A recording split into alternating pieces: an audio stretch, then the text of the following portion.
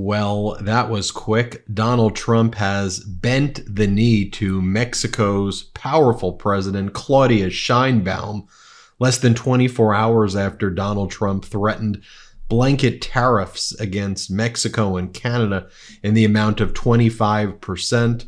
Mexico's president, Claudia Sheinbaum, reached out to Donald Trump, and she basically convinced him to say that he's now solved all of the problems and things are good now. It's not clear if he's going to not make good on his tariff threat, but this is like some of the most embarrassing posts I've ever seen. This is what Donald Trump just posted. He goes, "Just had a wonderful conversation with the new president of Mexico, Claudia Sheinbaum Pardo.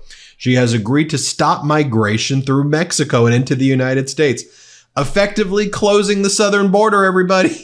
We also talked about what can be done to stop the massive drug inflow into the United States and also U.S. consumption of these drugs. It was a very productive conversation, exclamation point. And then Donald Trump writes, "I will be working on a large-scale United States advertising campaign explaining how bad fentanyl is for people to use. Millions of lives being so needlessly destroyed. By the time the campaign is over, everyone will know how really bad this drug fentanyl is." And then Donald Trump, because all he does is social media posts, goes, "Mexico will stop people from going to our southern border, effective immediately. This would go a long way towards stopping the illegal invasion of the United States. Thank you!" Exclamation point. I mean, look, border contacts have been down under Biden by about 75%, as we've been reporting. Border crossings in the Biden administration after MAGA Republicans killed the bipartisan border deal, which Biden wanted to pass. And then Biden took measures into his own hands. The border crossings are down 75, 80%. They're lower now than they were under the Trump administration. I like how Donald Trump via social media is like, "I just solved an 80-year problem in 24 hours after one phone call." You know, and that's what everyone says about Donald Trump. Like, you can get him on the phone, just say anything to him, and he's like, "It's been solved. It's been solved." I mean, that's not serious leadership, folks. And I understand that Fox and right-wing media is going to spike the football and go, "It's been solved. The border's now closed." It's what it is under President Biden. You're just literally now for what you attacked Biden for, you're now just creating the Trump propaganda for. If anything, you should be saying how absolutely weak this was that Donald Trump's like, okay, now apparently everything's solved. One phone call, that's done. I mean, it's just absolutely ridiculous. As Sam Stein goes, he got it done, folks. We're good to go. We're done. By the way, let me just read for you the statement that Claudia Sheinbaum sent to Donald Trump, a letter she sent to him. And this is what triggered that phone call. This is what she said. She goes, "Mexico City, November 26, 2024. She goes, "Dear President-elect Donald Trump, I'm writing to you regarding your statement on Monday, November 25th, concerning migration, fentanyl trafficking, and tariffs. You may not be aware that Mexico has developed a comprehensive policy to assist migrants from different parts of the world who cross our territory en route to the southern border of the United States. As a result, and according to data from your country's Customs and Border Protection, CBP, encounters at the Mexico-United States border have decreased by 75% between December 2023 and November 2024. Moreover, half of those who arrive do so through a legally scheduled appointment under the United States CBP-1 program. For these reasons, migrant caravans no longer arrive at the border." Pause there. I'm going to read you more of Claudia Sheinbaum's letter. But what she's saying is even before Donald Trump and her had that call on November 27th, she's saying there are no more migrant caravans under President Biden. It doesn't exist. So there's nothing new that she said to Donald Trump on the phone call that doesn't exist already. It's just the propaganda. She goes on to say, from Donald Trump, she goes on to say, "Even so, it is clear that we must work together to create a new labor mobility model that is necessary for your country." Pause.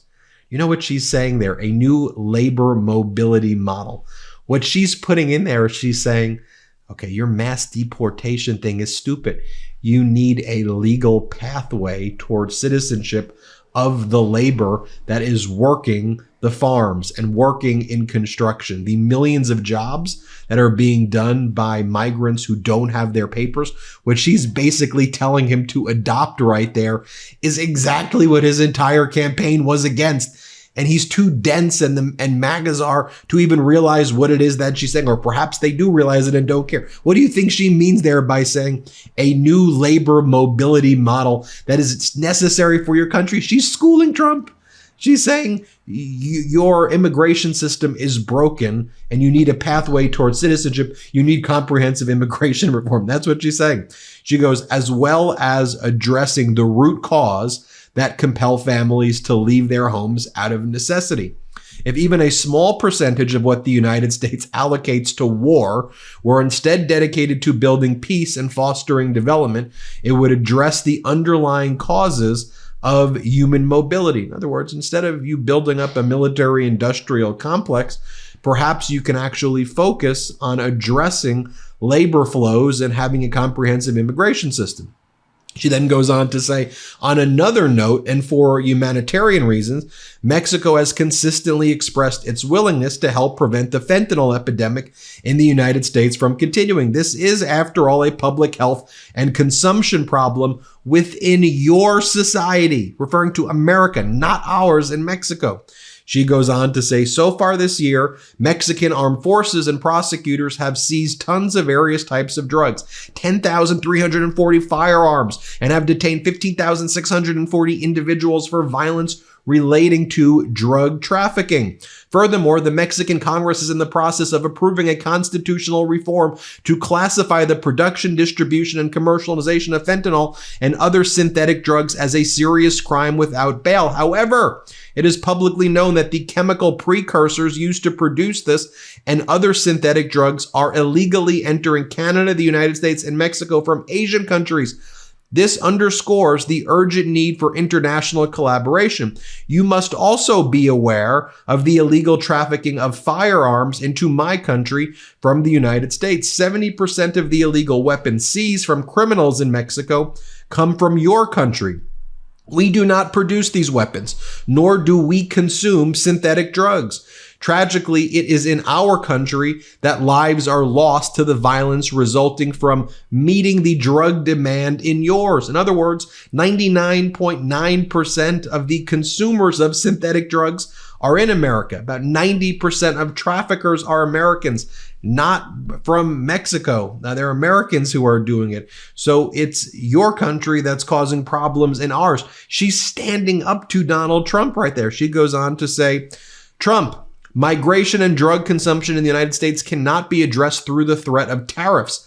What is needed is cooperation and mutual understanding to tackle these significant challenges. For every tariff, there will be a response in kind until we put at risk our shared enterprise. She's threatening him. She's saying, you want to put a tariff on me? Take a look at the tariffs we're going to put on you. And she makes it specific. Yes, shared. For instance, among Mexico's main exporters to the United States are General Motors, Stellantis, and Ford Motor Company, which arrived in Mexico 80 years ago. So why impose a tariff that would jeopardize them? Such a measure would be unacceptable and would lead to inflation and job losses in both the United States and Mexico. That's what she means by saying, we will put at risk our shared enterprise. You come for us, we come for you. We'll both be at risk. You want mutually assured destruction? Bring it on. We're ready for you, chump. She goes on to say, I am convinced that North America's economic strength lies in maintaining our trade partnership. This allows us to remain competitive against other economic blocs. For this reason, I believe that dialogue is the best path to understanding peace and prosperity for our nations. I hope our teams can meet soon to continue building joint solutions right there. And by the way, she said that before the call with Donald Trump, and Trump's basically what? Adopting everything that she said. Should be noted too, as Camila Montoya Galvez writes, Unlawful crossings at the U.S.-Mexican border are on track to drop to a new low for the Biden administration in November, according to the Border Patrol data. Trump could very well inherit a relatively quiet border. That's the status on the border. As the Mirror U.S. points out, illegal immigrant crossings are at all-time lows right now. They're at a low despite Donald Trump's fear-mongering, and we've been seeing this month over month over month. Also, one other point I want to make as well, you know how Donald Trump and all the MAGAs always want to praise Argentina and their leader, Javier Milei, and even though there's 53% poverty rate right there, let's be clear of the growing Mexican economy.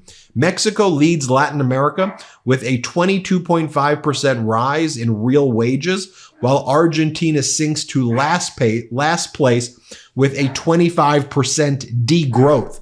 So while MAGAs want to attack Mexico and praise Argentina, would you rather have 22.5% rise in real growth, or would you rather be Argentina with a 53% poverty rate, I mean 53% of Argentinians live in poverty, and a 25% degrowth rate in wages, a decrease? Folks, I'm a data guy. I just bring you the data. You decide for yourself. But I think it's obvious Donald Trump bent the knee. Thanks for watching. Hit subscribe. Let's get to 4 million subscribers, and check out MidasPlus.com. Love this video? Make sure you stay up to date on the latest breaking news and all things Midas by signing up to the Midas Touch newsletter at MidasTouch.com/newsletter.